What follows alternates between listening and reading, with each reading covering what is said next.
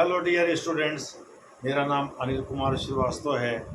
आज मैं यह वीडियो जो बनाने जा रहा हूँ, यह वास्तव में भारत के हिंदुस्तान एरोनॉटिक्स लिमिटेड बेंगलुरु द्वारा विकसित किए जा रहे एक ड्रोन से संबंधित है, जिसका नाम कैट्स वॉरियर है। इस ड्रोन के विकास को सुनकर चीन और पाकिस्तान के पसीने छूट रहे हैं। तो चीन और पाकिस्तान का भी जिक्र करूँगा। एक मिनट।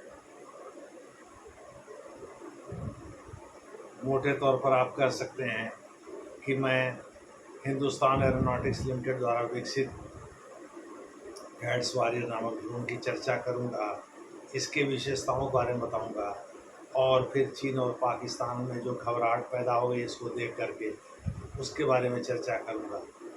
आप सभी लोगों को पता है कि 10 साल के बाद टेक्नोलॉजी बदलती रहती है।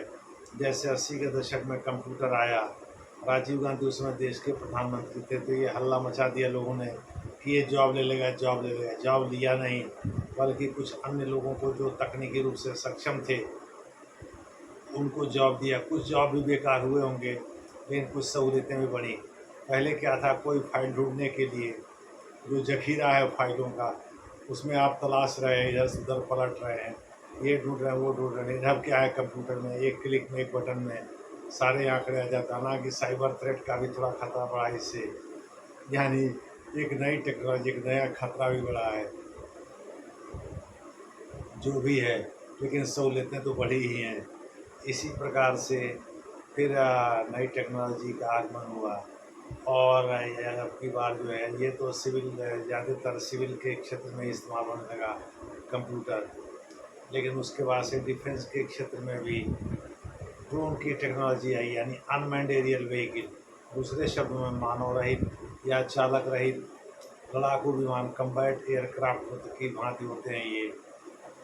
तो ये विकसित हुआ 2010 के दशक में।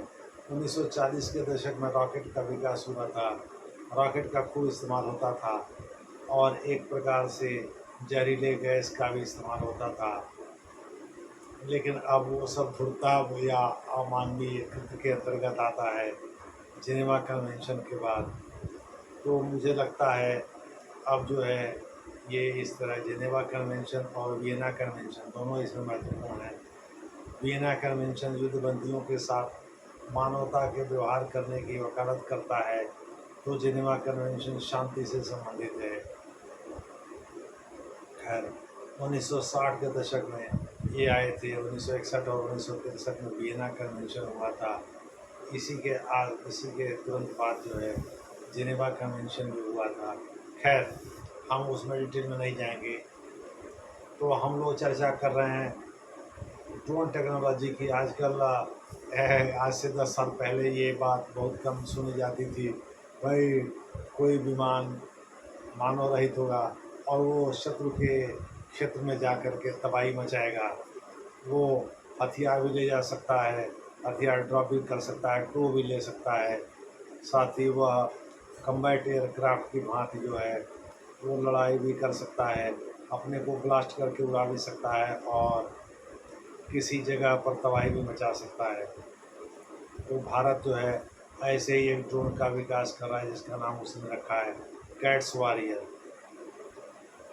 कैट्स वॉरियर की खासियत ये है कि ये आगे आगे चलेगा। जो भी भारत के लड़ाकू विमान हैं, जैसे सुखोई और राफेल जैसे फ्रंटलाइन विमान हैं, इनके आगे आगे चलेगा और वो टोह लेता रहेगा इलाके की।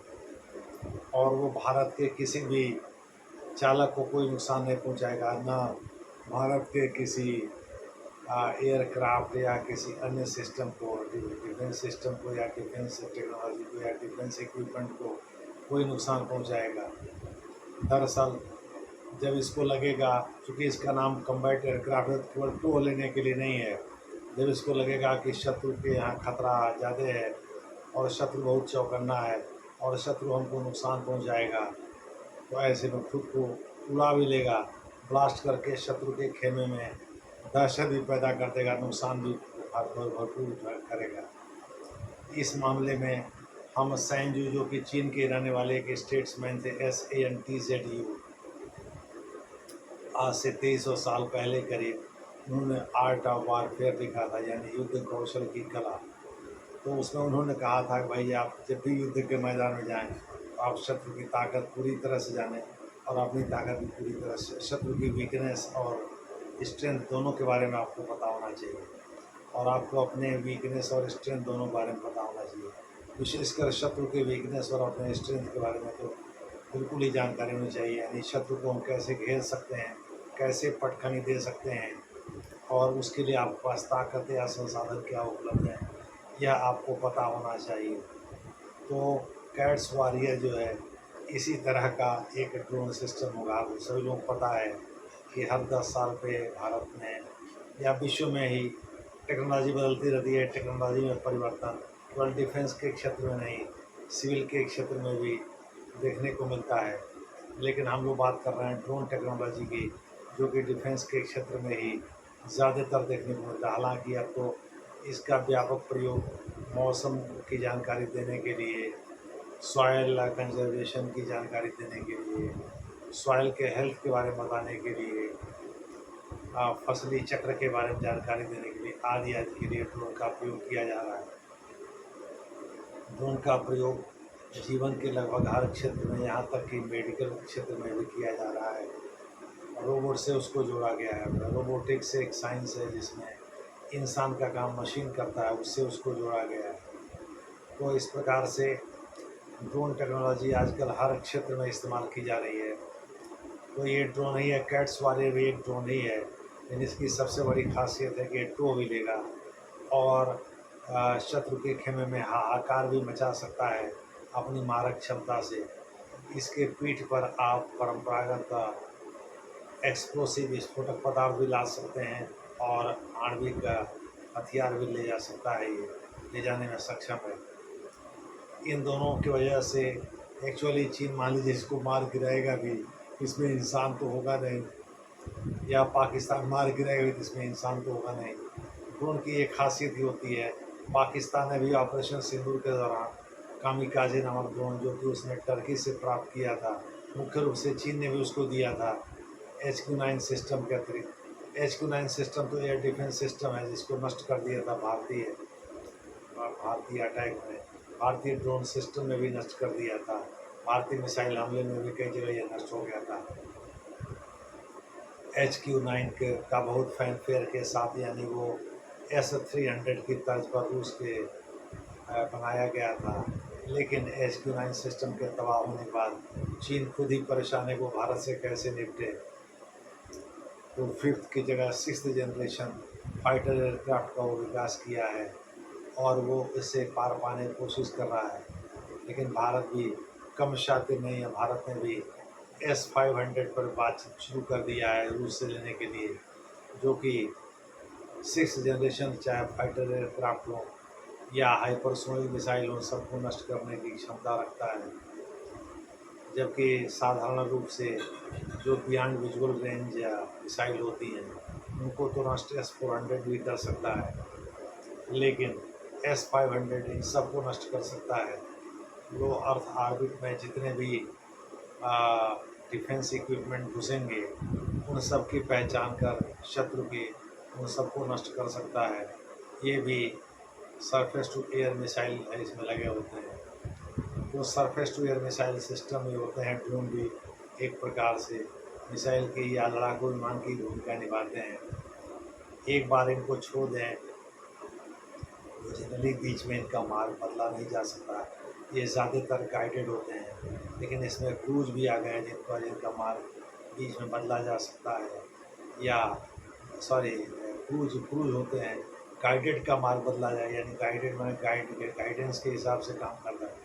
गाइडेड का मतलब कि बीच में मार्ग बदला जा सकता है, क्रूज का मार्ग नहीं बदला जा सकता। मैंने उल्टा बता दिया, सॉरी। तो गाइडेड भी इसमें आ गए हैं और ऐसे ड्रोन का विकास भारत कर रहा है जो कि इन दोनों खासियतों से भरपूर हो, यानी लक्ष्य साध करके छोड़ दिया जाए तो लक्ष्य पर जाकर गिरे और वहाँ का टो भी ले, टो ले करके अपने पायलटों को जो उसके साथ उड़ रहे होंगे, सुखोई और राफेल जैसे पायलट, उनको दे दे, जिससे वो बम वर्षक विमान गिरा करके उस शत्रु के अड्डे को नष्ट कर दें और ज़रूरत पड़ने पर ये आत्मघाती बम की तरह से खुद ही ब्लास्ट हो जाए और वहाँ भारी शत्रु देखे में भारी तबाही मचाए। इस वजह से चीन और पाकिस्तान ज़्यादा घबराए हुए हैं, क्योंकि भारत का जो ड्रोन सिस्टम, ये कैट्स वॉरियर जो होगा, ये तो देगा ही, लेकिन कम्बैट एयरक्राफ्ट की भांति भी काम करेगा। ये लड़ाकू विमान की भांति भी काम करेगा और शत्रु के खेमे में तबाही भी मचाएगा। देखते हैं आगे क्या होता है, जैसा होगा वैसा फिर आपको बताया जाएगा।